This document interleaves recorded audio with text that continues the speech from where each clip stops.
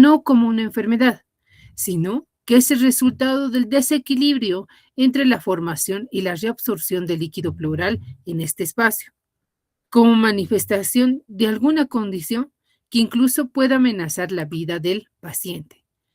En cuanto a la epidemiología del derrame pleural, ¿por qué importa?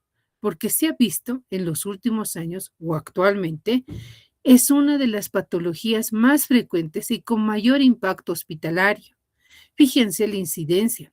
En Estados Unidos, el número de casos nuevos por año es más de 1.5 millones de personas que debutan con derrame pleural.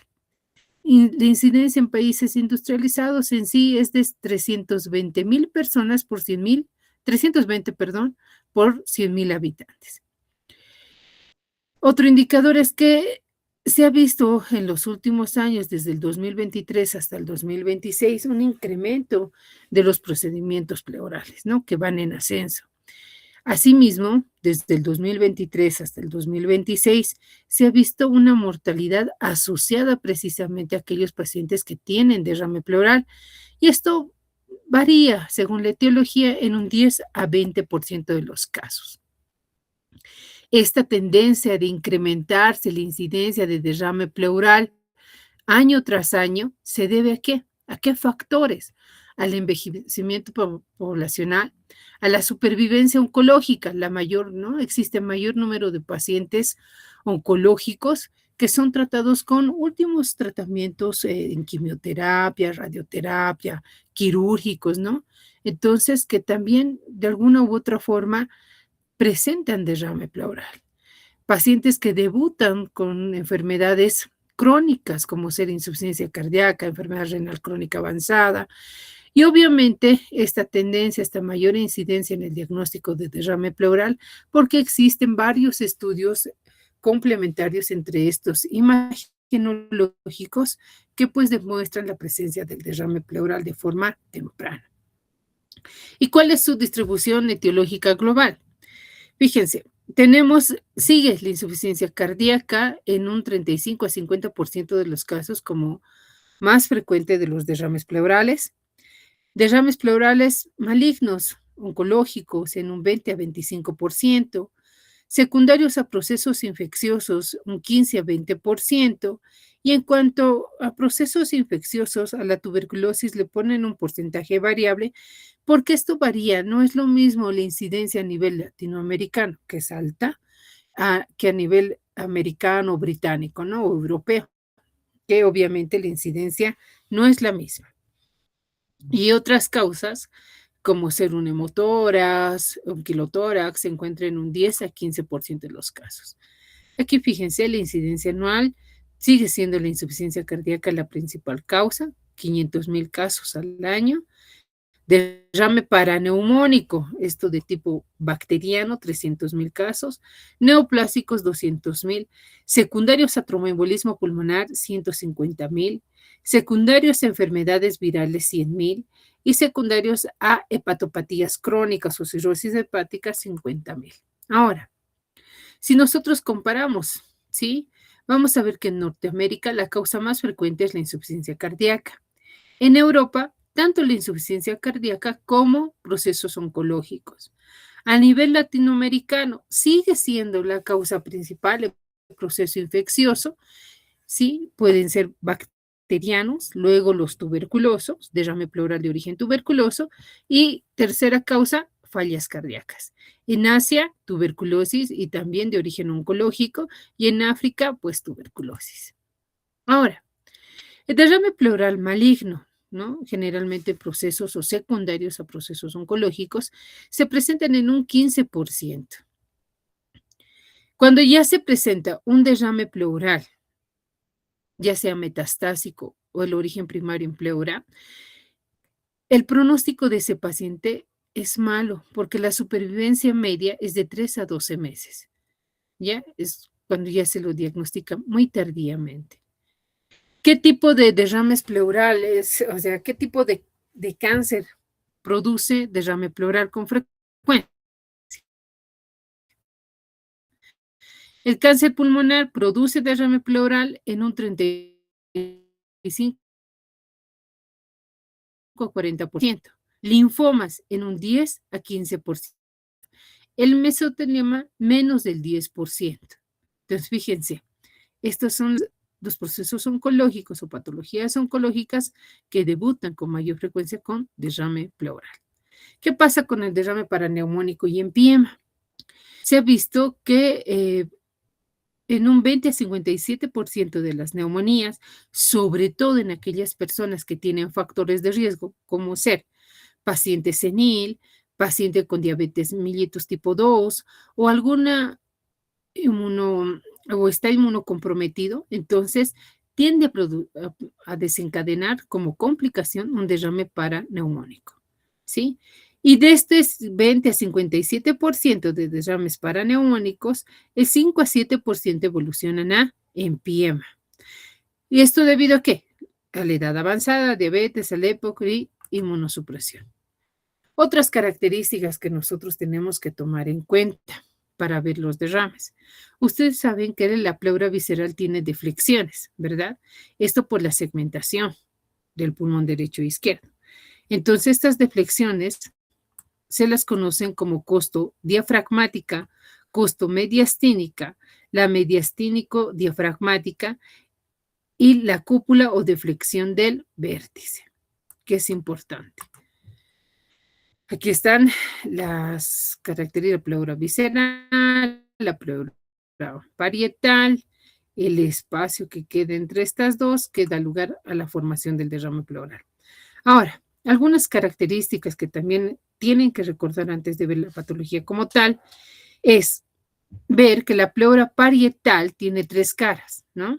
Mediastínica, diafragmática y torácica, que tiene además una capa de células mesoteliales, que es importante porque vamos a ver dentro de las características del líquido pleural por qué es importante el recuento de estas células mesoteliales, una capa subpleural y en una superficie de 1000 centímetros cuadrados.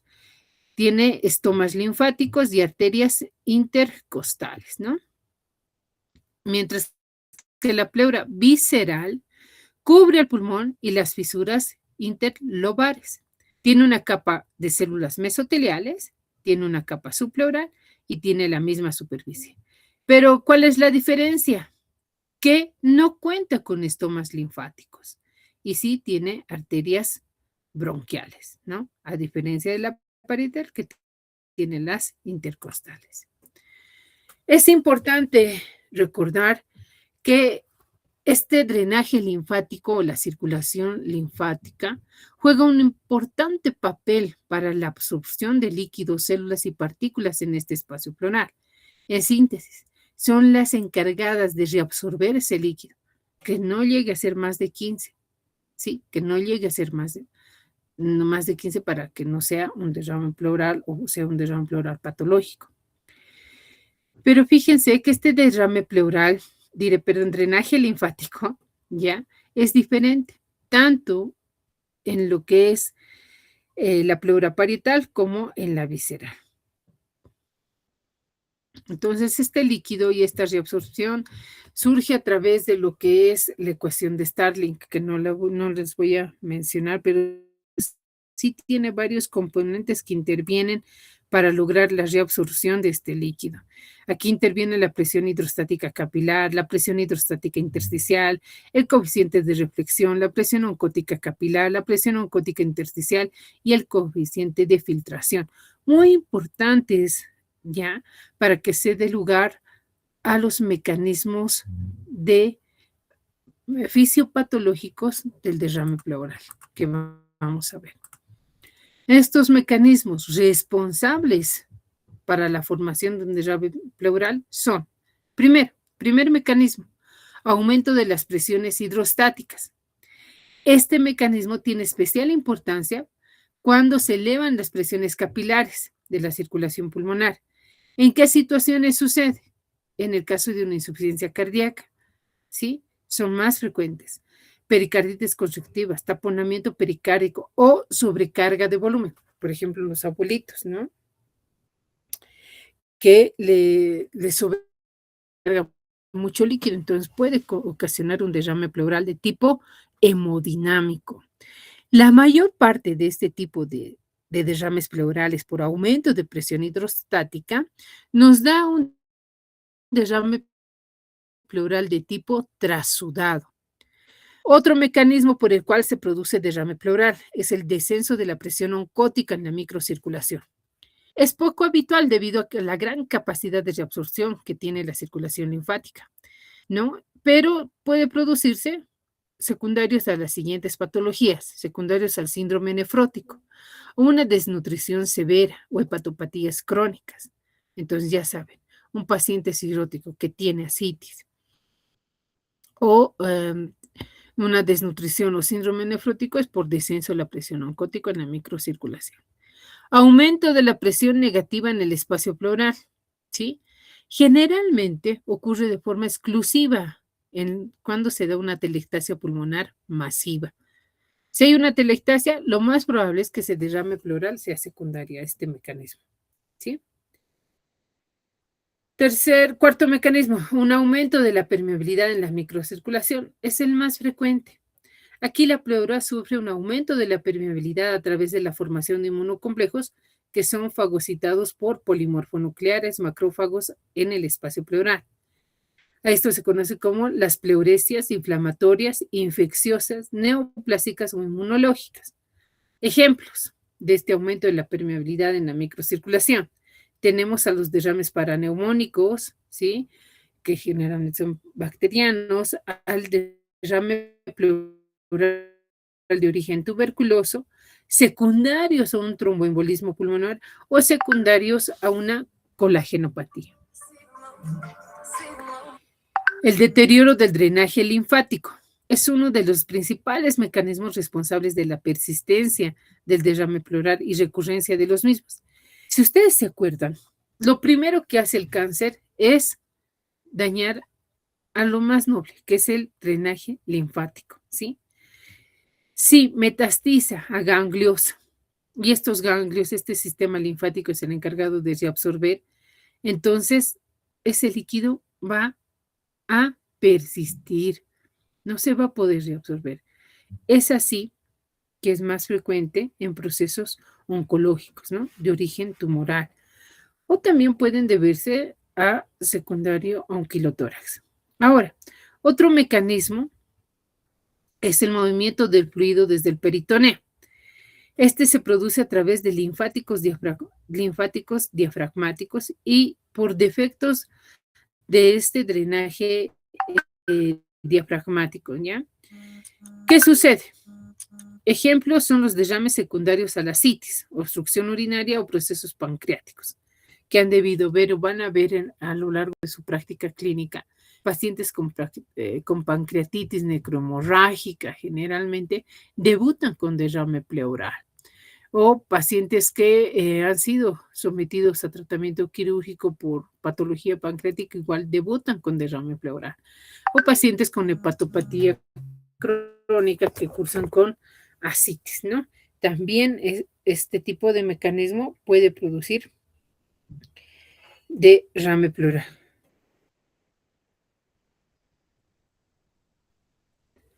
¿Ok? Tenemos luego aquí, ¿cuál es la composición normal del líquido pleural? Deme un momentito, voy a cerrar esto.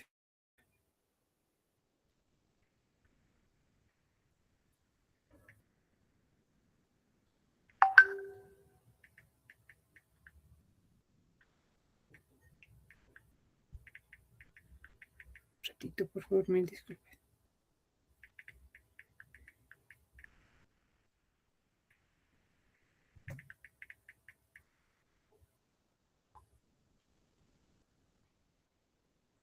A ver, vamos a silenciar esto. Listo. ¿Cuál es la composición normal del líquido pleural?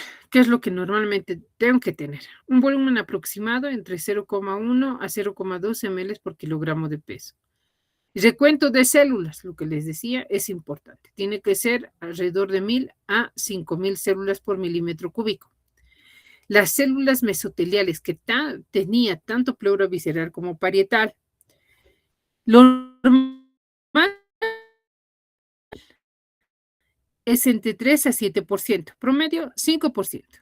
Si supera el 5%, yo tengo que sospechar citos entre 30 a 70%, linfocitos en un 2 a 3%, granulocitos un 10%. Por ejemplo, si los linfocitos están elevados en mi citoquímico que yo le pido, un 80-85%, tengo que sospechar que muy probablemente, si es Bolivia, se trate de una tuberculosis. Si los polimorfonucleares o granulocitos están en un 50-70%, debo sospechar que se trate de un proceso paraneumónico, ¿no? Las proteínas, la albúmina, que se tiene que encontrar en un 50-70% en relación a la sérica. La glucosa tiene que ser igual que la sérica o la plasmática. La lactato deshidrogenasa tiene que ser menos del 50% que la del plasma. Si está elevada y yo tengo en mi clínica la sospecha de un proceso infeccioso, debo sospechar que se trate de un empiema. Pero si este derrame pleural no viene con clínica de un proceso infeccioso, entonces debo sospechar que se trate de un proceso neoplásico. Inclusive, el 5 a 15% de los derrames pleurales son idiopáticos, se desconoce la causa, ¿no? Por eso es muy importante que nosotros a la hora de realizar nuestra historia clínica realicemos una anamnesis completa. Entonces, ¿cuáles son las manifestaciones clínicas? ¿Qué es lo que va a tener mi paciente? ¿Cómo yo sospecho? Primero, como les decía, tengo que realizar una historia clínica impecable. Tengo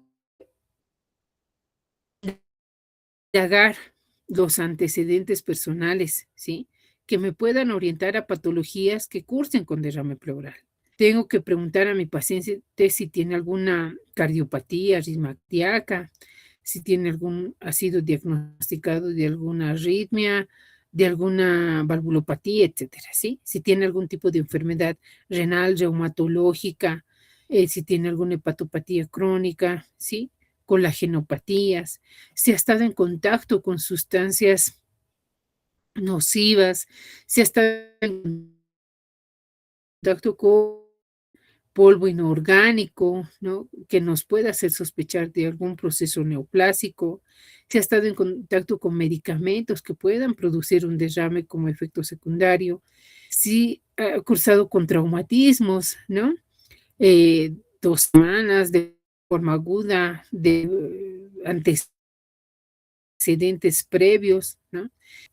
Que pueda tener este paciente. Entonces, las manifestaciones clínicas específicas para un derrame pleural no existen. ¿Por qué? Van a estar asociadas a la clínica de la patología que está produciendo el derrame pleural. Por ejemplo, si es un paciente con falla cardíaca, entonces va a debutar con aumento de volumen en miembros inferiores de forma ascendente, progresiva, palpitaciones, disney y demás, ¿sí? Lo mismo con un proceso, qué sé yo, un derrame pleural paraneumónico, por ejemplo. Mi paciente va a decir que se trata de cuadro agudo, no más de 2 semanas de evolución, que se caracteriza por alzas térmicas no cuantificadas, tos productiva mucopurulenta, ¿no? Dolor torácico. Entonces, eso ya me guía muy probablemente a qué tipo de derrame pleural eh, pueda tratarse. Entonces, sin embargo, la mayor parte de los pacientes te refiere dolor por la presencia de líquido en este espacio, dolor de diferente intensidad, ¿ya? Disnea, también de diferente intensidad, que puede ir desde el grado 1 hasta el grado 4 cuando se trata de derrames masivos. ¿Qué voy a encontrar al examen físico en un derrame pleural?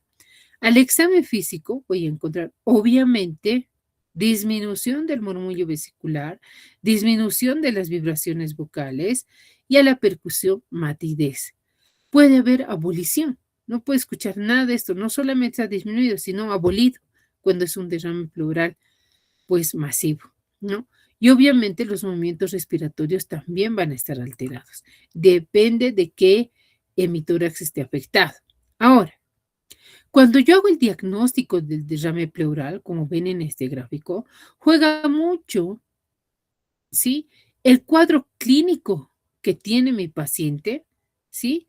Más un estudio radiológico. Suma, le da mayor validación realizar mi examen radiológico. Entonces, ¿qué me va a hacer el diagnóstico?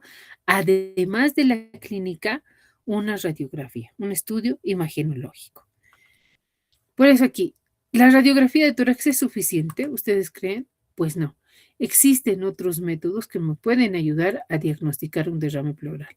Un si ustedes se fijan, una historia clínica y exploración física me da una sensibilidad para el diagnóstico de derrame pleural de 48% y una especificidad de 73%, mientras que una radiografía de tórax aumenta el rendimiento, ¿sí?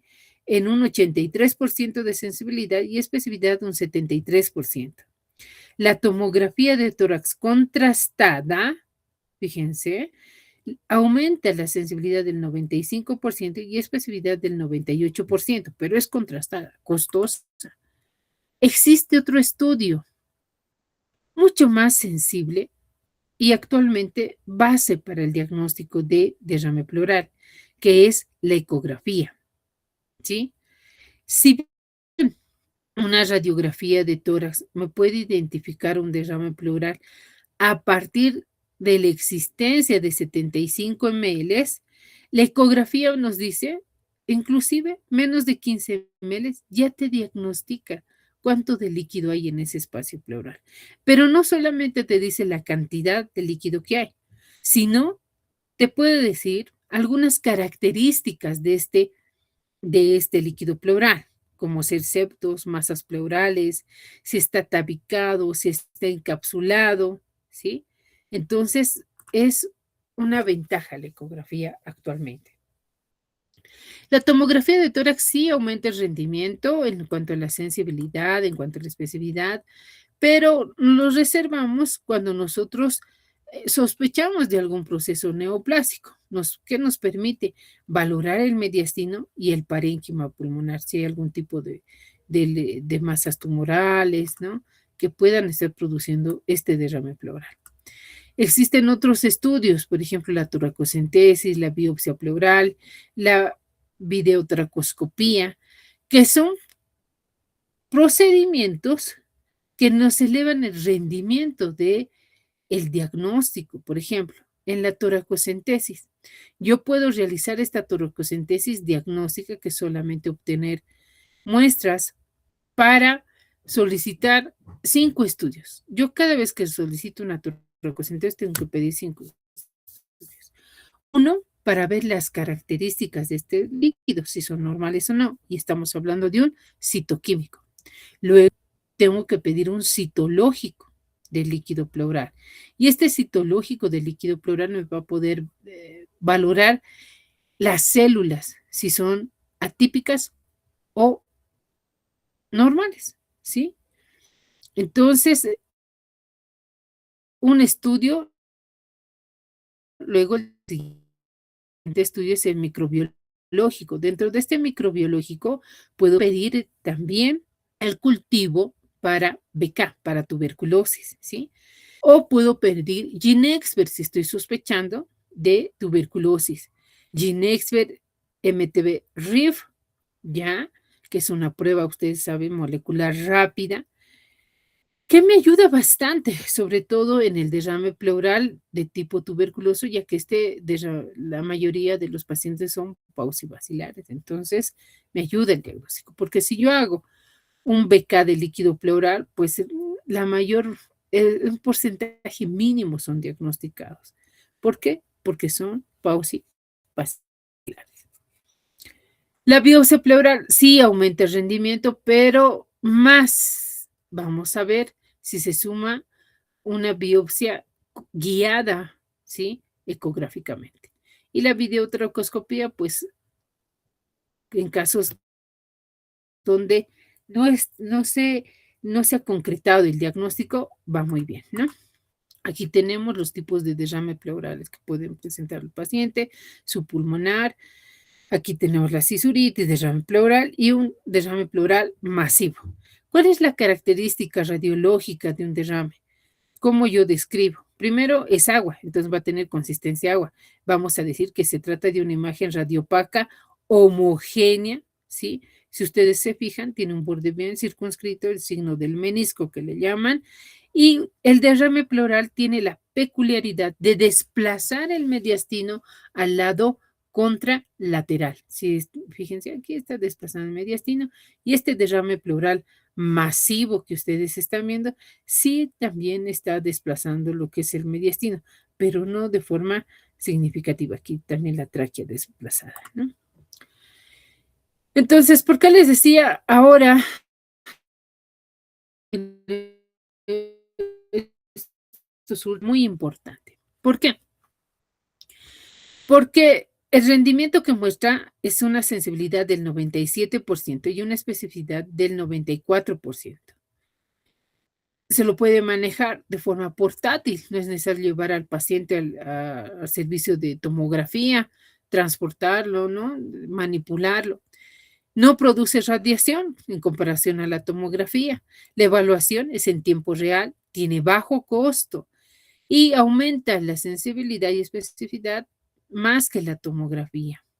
La ecografía visualiza septos, a veces lo que no visualiza la tomografía. Septos no son igual que lóculos que puede presentarse o te puede reportar una tomografía. Entonces, según el patrón ecográfico que demuestre derrame pleural, podemos nosotros decir, orientarnos hacia la etiología, que sea de origen cardiológico, si es homogéneo, ¿no? O si presenta tabiques, si está tabicado o está loculado o tiene imágenes refringentes, sospecharíamos que se trata de un paraneumónico. Entonces, es esa sensibilidad que te da el ultrasonido pleural. Algunas características.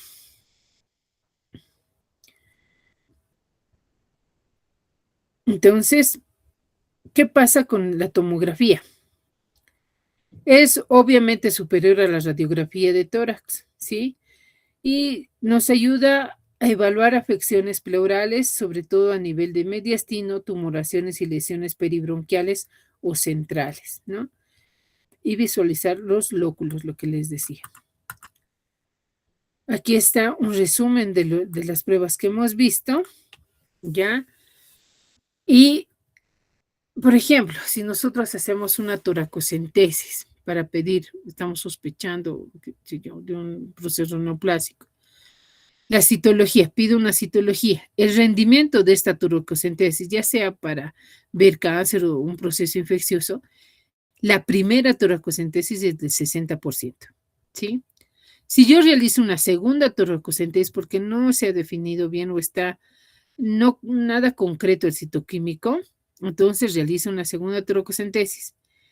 El rendimiento de esta es de 70 y sube a 75-80%, ¿sí? No es tan significativo. Pero aquí, si yo sigo obteniendo algo inconcluso en mi citoquímico que no me orienta a nada, no le voy a volver a pedir una tercera, una cuarta toracocentesis por un citológico. Directamente me voy a una biopsia pleural, que puede ser una biopsia pleural a ciegas, pero fíjense, su rendimiento solamente se incrementa en un 76%. Pero si yo hago una biopsia pleural guiada por ecografía, que me va a decir, no, aquí hay una lesión nodular, es mejor que aquí hagas la biopsia, el rendimiento aumenta, fíjense, en un 16%. Entonces, es mejor hacer una biopsia guiada por ecografía. Llegamos al algoritmo diagnóstico con todo lo que hemos visto. Primero, sospecho que pueda tratarse de un derrame pleural. ¿Qué es lo que hago? Una anamnesis y una exploración física bien detallada. Veo que hay líquido, entonces analizo hago análisis laboratorio, pido una radiografía de tórax o una ecografía en la cama del paciente. Se ve hay evidencia. Fíjense, aquí dice causa cardíaca, renal, hepática o sistémica. Entonces tengo que tratar al paciente su falla cardíaca y mi paciente está en vigilancia o está en seguimiento. Si yo veo que ese derrame pleural disminuye, entonces me quedo sin hacer ningún procedimiento. Si no evidencio causa cardíaca, renal, hepático, sistémica, tengo que clasificar a mi derrame en simple, multiloculado o no se llega al diagnóstico. Si es simple, realizo una toracocentesis diagnóstica, ¿sí? Y obviamente medidas terapéuticas. Analizo este líquido. Tengo que ver si se trata de un trasudado o de un exudado. Si es trasudado, el tratamiento de la causa. Por ejemplo, falla cardíaca. Entonces le darán diuréticos, lo compensarán, etc. Si es exudado, tengo que sí o sí descartar aquí en Bolivia que se trate de una tuberculosis o de un proceso oncológico o dependiendo de los antecedentes patológicos de mi paciente o descartar que se trate de un proceso neoplásico. Si es un derrame pleural multiloculado, tengo la obligación de pedir tomografía o ecografía. Y aquí, si es multiloculado, entonces ya tendremos que valorar cirugía o drenaje pleural o la asociación con fibrinolíticos. Y tengo que tratar la causa. Puede ser paraneumónico, entonces trato la causa. O si yo tengo la opción, en mi ecografía me reporta nódulos, puedo hacer biopsia, ¿no? Y ver, o puedo hacer videotoracoscopía para realizar la biopsia de esa lesión y, bueno, hacer el diagnóstico pertinente ya con esos exámenes solicitados. Como les decía, hasta el momento no existe otra clasificación. Se mantiene esta clasificación del derrame pleural, de los tipos de derrame pleural, y es trasudado y exudado.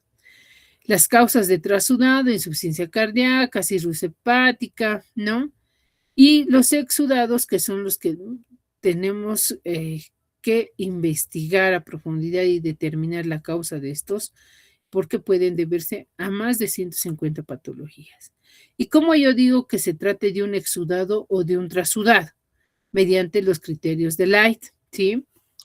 Estos tres son los básicos, los criterios de Light. Primero, se dice que es exudado si el cociente de proteínas entre el líquido pleural y el suero es superior a 0,5. Es exudado si el cociente de lactato deshidrogenasa entre el líquido pleural y suero es superior a 0,6. Es exudado si el LDH del líquido pleural es superior a 2/3 del límite superior de la normalidad del LDH sérico. Ahora, cuando yo pido mi citoquímico, he hecho mi toracocentesis, he obtenido líquido, los valores a nivel plasmático sérico, yo tengo que pedir lo básico en suero. Le hago la toraco y en ese mismo momento tiene que venir al laboratorio a sacarle sangre a mi paciente y en esa muestra tengo que pedir proteínas totales y fraccionadas, glicemia, colesterol, LDH. Eso es lo básico, ¿sí? Tengo que pedir eso. Ahora, si yo estoy sospechando que pueda tratarse de un paraneumónico, le pediré además pH de líquido pleural. Existen otros criterios para ver realmente que se trate de un exudado pleural. Puede ser una falla cardíaca, ¿sí? Y puede comportarse como un exudado por la utilización de diuréticos de forma prolongada. Pero ¿quién me ayuda a ver si realmente es exudado o trasudado? Pues la diferencia entre lo que es la albúmina de suero menos la de líquido pleural, que tiene que ser menos de 1,2 gramos de decilitro para que sea exudado. O colesterol del líquido pleural, que tiene que ser mayor a 60 miligramos de decilitro, colesterol del líquido pleural sobre suero, que tiene que ser mayor a 0,3, que son algunas otras variables de los criterios de Light para definir si efectivamente se trata de un exudado o de un trasudado. Entonces, aquí hay otros parámetros que se toman en cuenta para identificar la etiología de este derrame pleural. Por ejemplo, yo tengo la obligación, si yo hago mi toracocentesis y obtengo sangre, entonces pensaré que se trata de un hemotórax o que el paciente está anticoagulado o una neoplasia, etcétera. Pero para definir si se trata de un hemotórax, yo tengo que solicitar el grito líquido,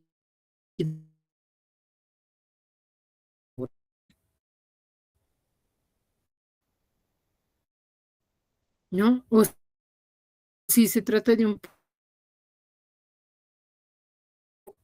neumónico, veré los neutrófilos, algunas características de tenemos así con un derrame paraneumónico, por ejemplo, la glucosa, el LDH, pH, ¿no? Las proteínas, el ADA, ¿ya? El ADA, que es importante para el diagnóstico de tuberculosis, importante. Entonces, mi tratamiento va a ir de un derrame pleural guiado al tratamiento que yo le dé a la causa que está produciendo ese derrame pleural. Lo más frecuente que produce derrame pleural, habíamos visto, es la insuficiencia cardíaca. A ese derrame se lo conoce como hemodinámico, ¿sí? Sí, el derrame pleural es producido por una insuficiencia cardíaca, tiene algunas características. Se dice que es bilateral en el 60% de los casos, pero puede ser unilateral en el 30% de los casos y 10% de los casos a nivel de un derrame pleural izquierdo. La mayoría de los pacientes que cursan un derrame pleural hemodinámico secundario a falla cardíaca se autolimita, se resuelve con el uso de diuréticos, cuando se compensa esta falla cardíaca. En pocos casos es necesario realizar una toracocentesis diagnóstica. Generalmente se observa si va bien con el tratamiento. ¿En qué casos yo decido hacer una toracocentesis diagnóstica o evacuatoria cuando se trata de un derrame pleural masivo o pese al tratamiento diurético ya se han barrido los edemas de miembros inferiores, se ha compensado, pero el derrame pleural persiste? O si, entonces yo puedo solicitar, tengo el deber y la obligación de realizar la toracocentesis diagnóstica, llegar hasta una biopsia y definir qué tipo de derrame pleural tiene ese paciente. Aquí tenemos los derrames, derrame pleural paraneumónico, ¿sí? Que estos se dividen según los criterios de Light en un derrame pleural no significativo cuando es menos de 1 centímetro de grosor en decúbito ipsilateral. Aquí no es necesaria la toracocentesis, pero el tratamiento sí es amerita dar antibióticos, obviamente porque es un proceso infeccioso. El paraneumónico típico y tienen estas características que no les voy a detallar, pero es necesario que ustedes revisen, por ejemplo, mayor a 1 centímetro, la glucosa se encuentra menos de 40 gramos decilitro, el pH aquí está mayor a 7.20, el cultivo y gramo de líquido pleurales son negativos. Y ahí este tratamiento que se da, antibióticos, sí se debe considerar toracocentesis terapéutica. El casi complicado, el complicado simple, el complicado complejo, donde ya se toman en cuenta otro tipo de marcadores como el pH del líquido pleural, que es menos de 7,20. Los cultivos aquí de líquido pleural ya son positivos, hay loculaciones múltiples. En el empiema es pus franca, loculado simple, y aquí es necesario realizar videotoracoscopía, ¿no? O fibrinolíticos.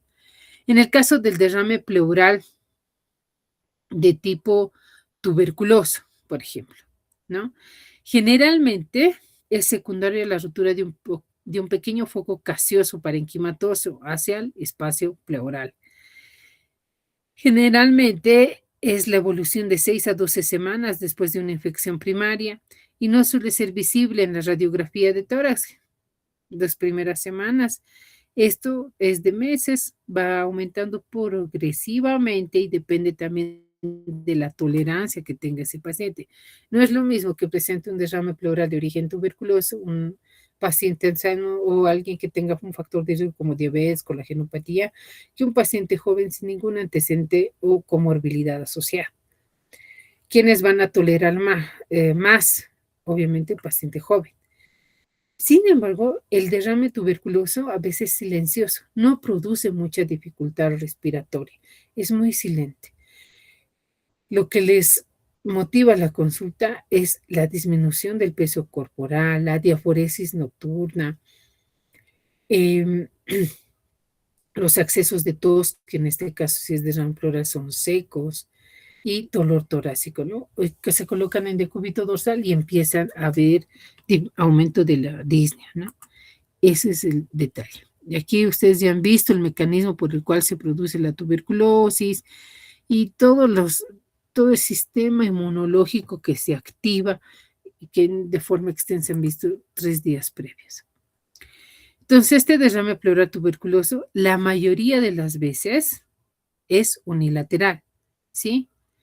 Puede comenzar ser un derrame pequeño, pero en un 12 a 18% de los casos puede presentarse como un derrame pleural masivo. Cuando yo realizo el citoquímico, un derrame pleural tuberculoso es exudado, ¿sí? Nos da exudado, con predominio o recuento de mononucleares más del 85% de los casos. Puede haber polimorfonucleares incrementados más del 50% en las primeras 2 semanas. Esto generalmente sucede en personas jóvenes. Menos del 5% de células mesoteliales y no tiene que haber eosinofilia. Es otra característica del derrame pleural tuberculoso. Nosotros podemos aislar a Mycobacterium tuberculosis del líquido pleural mediante cultivo, pero se ha visto que menos del 20% de los casos se aísla el bacilo de la tuberculosis en cultivo, ¿sí? Sí existe una mayor sensibilidad o rendimiento si nosotros mandamos a cultivo el tejido pleural, un 80%. ¿Quién nos va a dar el diagnóstico? Ahora hay pruebas moleculares rápidas que nos ayudan bastante al diagnóstico de una tuberculosis pleural. Nosotros sacamos la muestra de líquido pleural y la mandamos a GeneXpert, ¿sí? O si hacemos biopsia, mandamos también a GeneXpert y obviamente el resultado lo vamos a tener en horas, ¿no? Ya no en 60 días que antes se esperaba para el cultivo. Otro examen muy sensible es pedir ADA, adenosina desaminasa, si ustedes saben que es un metabolito que se forma en reacción cuando existe la infección por tuberculosis. Entonces, es otro, antes de recurrir a la biopsia, yo le pido ADA de líquido pleural. Hay criterio clínico, hay criterio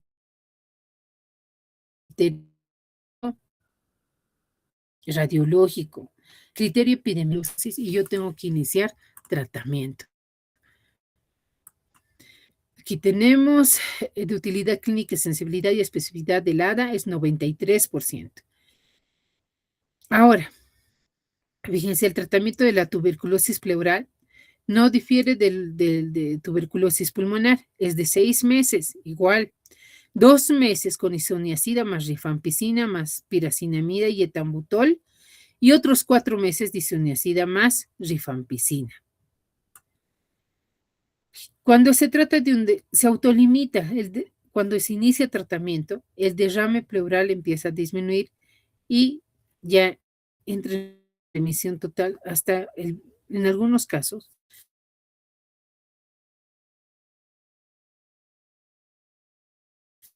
el mes. Según, si el líquido pleural, pese al tratamiento, ya que se encuentra el primer mes o segundo mes, sigue incrementando o se vuelve masivo, tenemos que sospechar que se trata de un proceso neoplásico.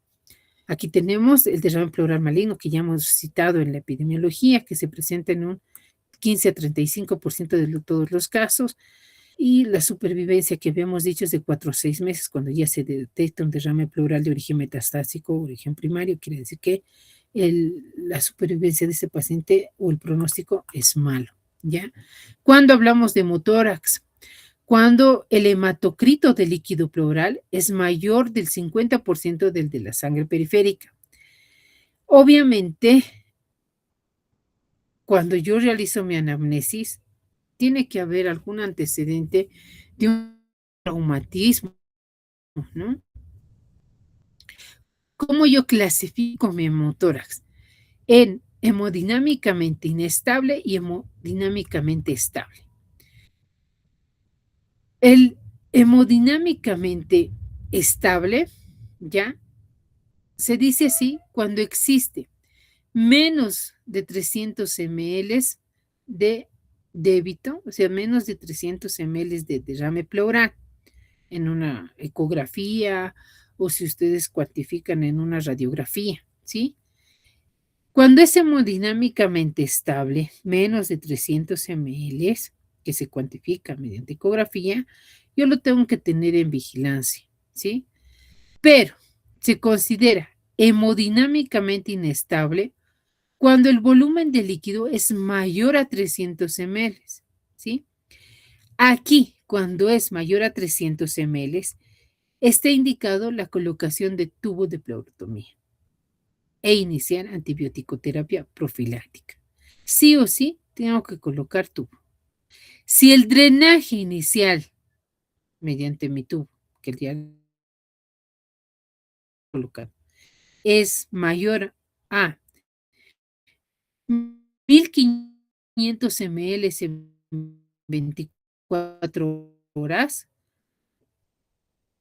o el ritmo de drenaje de ese,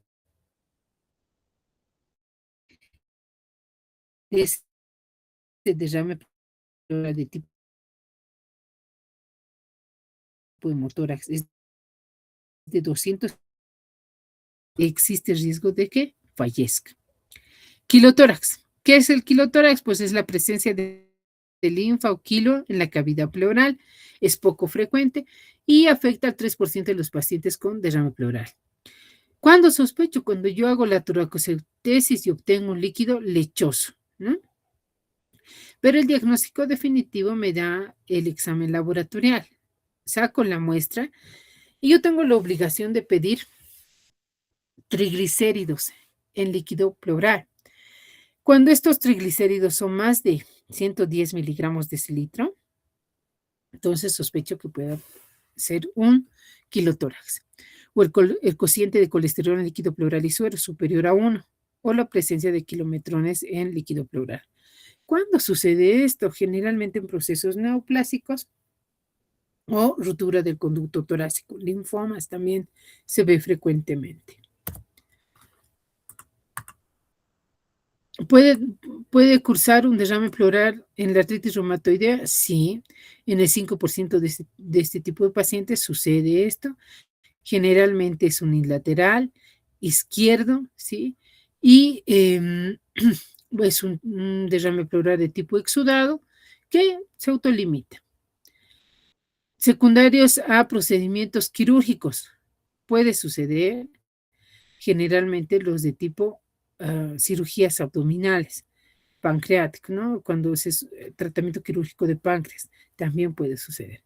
Secundarios a tromboembolismo pulmonar. Un tercio de los pacientes con tromboembolismo pulmonar cursan con derrame pleural y generalmente son derrames pleurales pequeños, unilaterales, de tipo exudado. Incluso puede haber incremento de los eosinófilos en ese tipo de exudados. Pueden ser hemáticos o pueden ser de tipo citrino también. Digestivos, ¿no? Secundarios a patología digestiva, como hemos visto en hepatopatías o cirugías abdominales. ¿Cuál es la actualización? Si bien hemos visto protocolos desde 2018-20 que se han ido manteniendo, pero la evolución en estos 2 a 3 años, la actualización más sólida, es de la Sociedad Británica de Cirugía de Tórax y de la Sociedad Europea del 2024, ¿ya? que hacen más énfasis en lo que son derrames pleurales de origen maligno, cómo manejarlos. El concepto actual que se ha ido manejando actualmente, se insiste ya en que el derrame pleural no solo debe verse como un hallazgo radiológico, sino como un síndrome clínico. Y como tal síndrome clínico, se debe exigir identificar la causa, la gravedad, la repercusión respiratoria y la necesidad de algún procedimiento si es necesario. Aquí el cambio importante en estos últimos 2 años es el uso central de la ecografía torácica. Se consolida como herramienta de primera línea para confirmar el derrame, estimar el volumen, identificar tabiques, guiar procedimientos como toracocentesis y reducir las complicaciones. Esto es lo que nos dicen las dos guías. ¿Qué nos dice? También propone un abordaje actual. Primero, una historia clínica, la exploración física, la radiografía de tórax y la ecografía pleural, que deben ser primeras herramientas para el diagnóstico de derrame pleural, y determinar si el derrame es bilateral o unilateral. Generalmente, los derrames bilaterales son típicos de insuficiencia cardíaca y pueden manejarse inicialmente tratando la causa, ¿no? No es necesario aquí directo ir a pinchotear, derrame, pincharé por si acaso. No, ya no se hace eso. Estas últimas guías te dicen, no, espera, observa. Si es cardiópata o está en falla cardíaca, espera, no hagas toracocentesis, ve cómo va con el tratamiento cardiológico. Dice, se debe realizar toracocentesis diagnóstica si el derrame es unilateral, atípico, febril, doloroso, persistente, es masivo o se está sospechando de algún proceso infeccioso como tuberculosis o algún proceso oncológico. ¿Qué más te dice? La Asociación Británica del 2023 te dice, cambia el enfoque del derrame paraneumónico complicado. Aquí se aconseja el drenaje si hay pus. Si el cultivo o la tensión gram es positivo, si el pH es bajo, si la glucosa es baja y si la DDH es elevada, ¿no? Como habíamos visto. Pero ya no colocas tubos grandes. Aquí te dice, utiliza un tubo de drenaje inicial, pequeño calibre, porque los calibres mayores no necesariamente mejoran el resultado.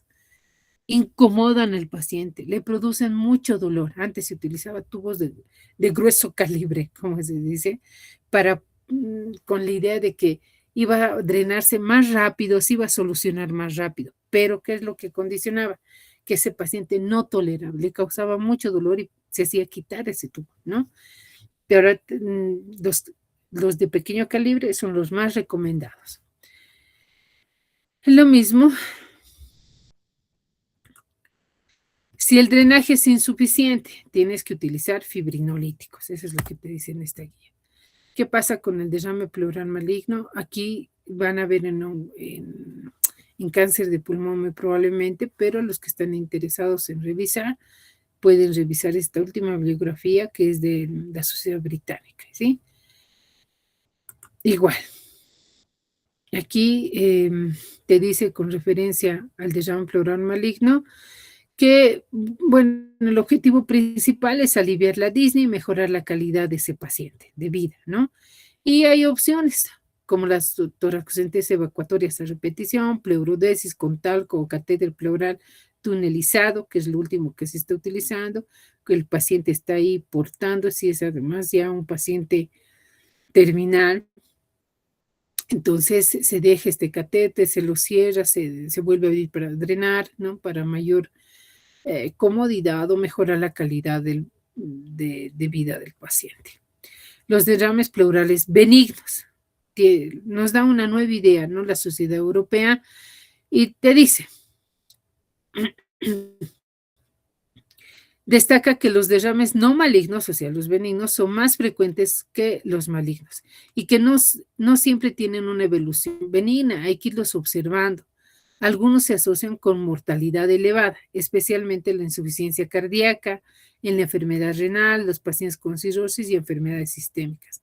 Es importante vigilarlos, no dejarlos estar, como se dice, ¿no? Y más si no evoluciona con un tratamiento adecuado que ha hecho el cardiólogo, persiste este derrame, hay que ver por qué. No debemos quedarnos con la idea de que, bueno, debe ser secundario la falla cardíaca y no, tenemos que investigar, y más si no se soluciona.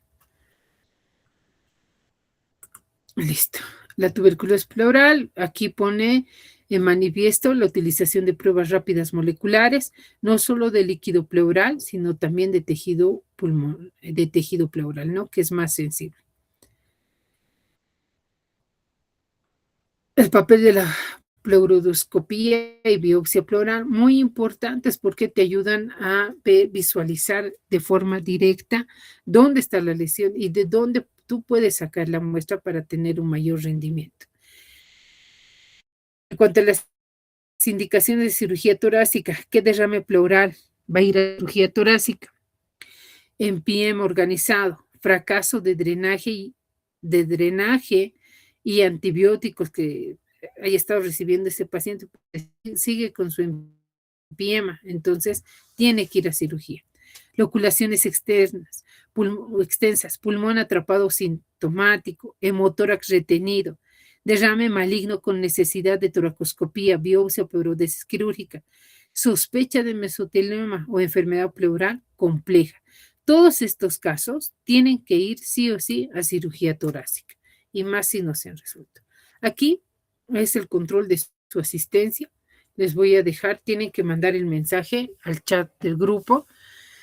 Van a colocar caso 1, y qué tipo de derrame pleural ustedes sospechan, y el caso 2, en qué tipo de derrame pleural sospechan. Entonces, se los leo. El primer caso, se trata de un paciente de sexo masculino de 21 años de edad que refiere dolor en el pecho, disnea súbita, respiración superficial. Al examen físico, el lado izquierdo de su pecho está expandido, es hipersonoro a la percusión y tiene sonidos respiratorios disminuidos. Estos hallazgos clínicos de hipersonalidad y disminución de los sonidos respiratorios sugieren la presencia de aire en el espacio pleural, lo cual es indicativo de ¿en qué sospecha? Disnea súbita, dolor en pecho, respiración superficial, hipersonoridad y disminución de los sonidos respiratorios. Tienen estas opciones.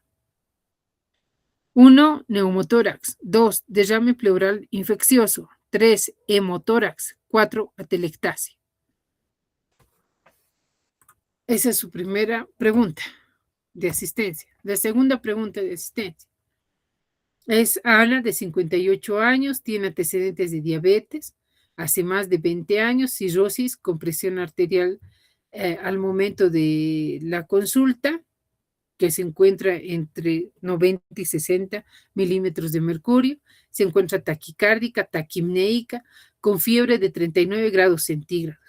Ella refiere un cuadro clínico de 2 semanas de evolución que se caracteriza por dolor torácico pleurítico, fiebre, disnea de segundo grado, accesos de tos productiva mucopurulenta y al examen físico, ¿qué es lo que encuentro?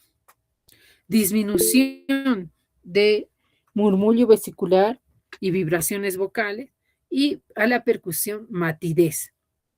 ¿En qué tipo de derrame pleural sospecho? 1, neumotórax. 2, derrame pleural infeccioso. 3, hemotórax. 4, atelectasia. Estas son sus radiografías. Fíjense, del primer caso clínico. Esta es mi radiografía.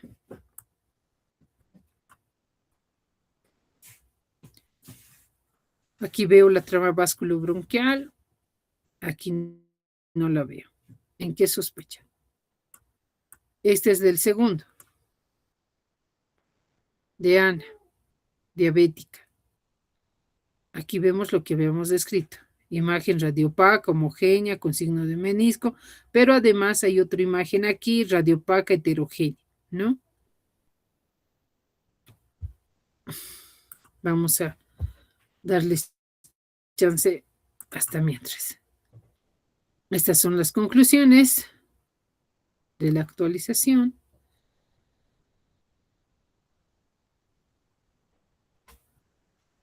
que nos dice un diagnóstico oportuno mediante toracocentesis, citología seriada, biopsias dirigidas permite identificar precozmente la etiología, especialmente en causas malignas e infecciosas.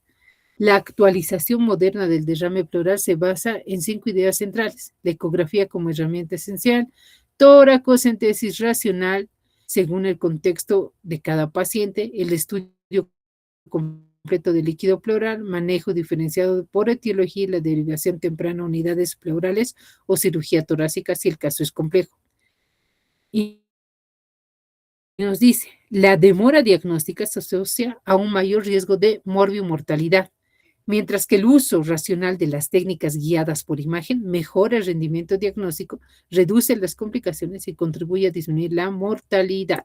Esta es la bibliografía, doctores. Espero sus respuestas.